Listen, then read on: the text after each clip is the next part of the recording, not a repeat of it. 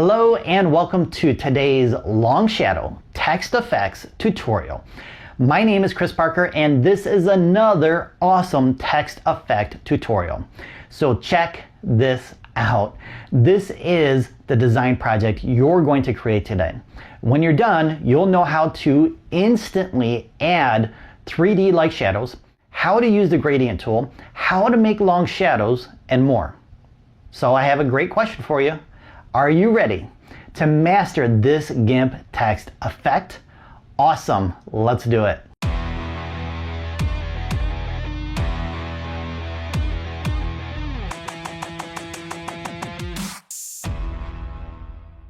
Let's create our document for this project by going up to and selecting new. And the width I'm going to set to 1920, the height to 1080, and then in advanced options, make sure you have 300 for the resolution.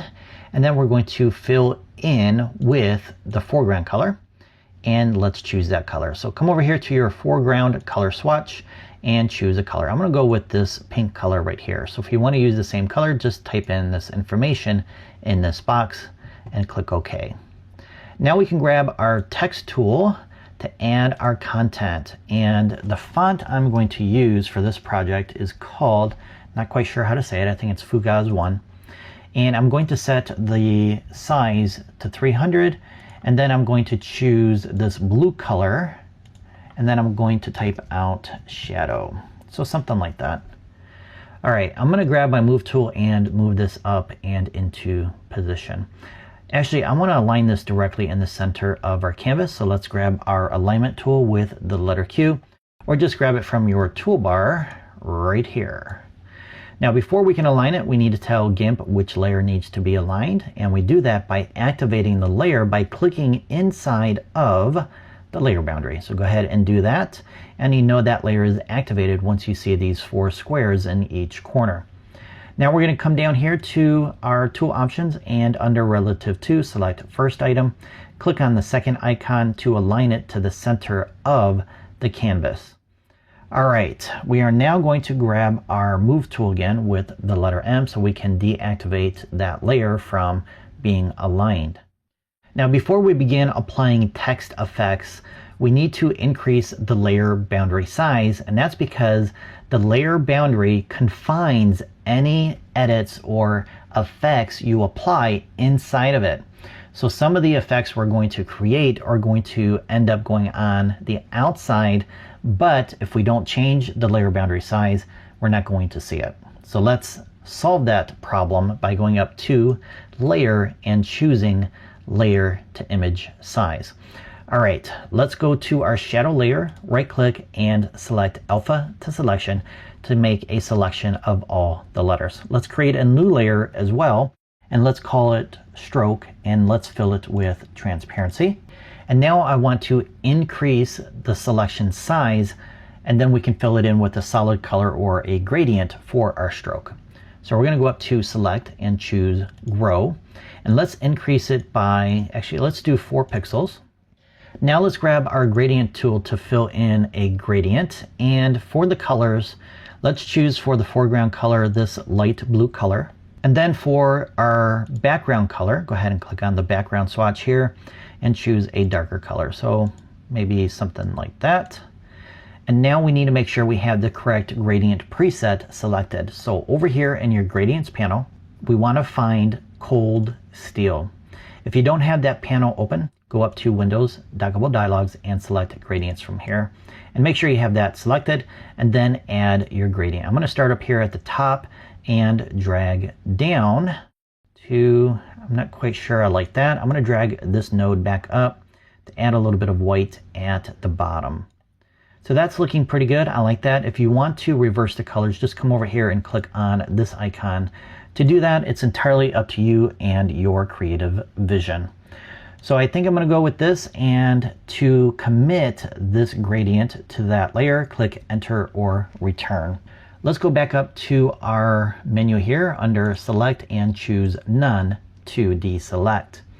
In our layers panel, we need to move this stroke layer below the shadow layer so we can actually see the stroke. So let's go ahead and do that, and boom, we now have a stroke. How cool is that? I love it. All right, let's go ahead and work on our drop shadows.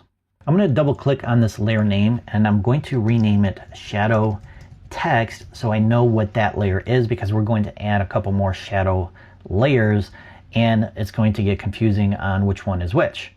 So let's go ahead and duplicate this layer by clicking on this icon right here, and let's call it drop shadow 1, and let's move it below the other two layers there. Let's go up to filters, lighten shadow, and choosing long shadow, and we now have a long shadow. We need to change the color, and we can do that by clicking on our color box here and choosing a color of your choice. I'm going to go with black. I think that is a little bit too long, so I'm going to shorten the length right here to maybe something like that. Whatever you decide is up to you. I'm going to go ahead and stick with that. Click OK.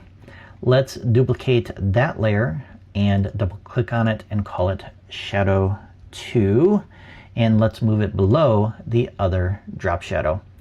All right, we're going to add another shadow now. Let's go back to filters, lighten shadow, long shadow, and let's go to black again, and this time we're going to change the style.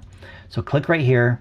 So instead of finite, which is the option set by default, we're going to choose fading. I love it. That looks cool, don't you think?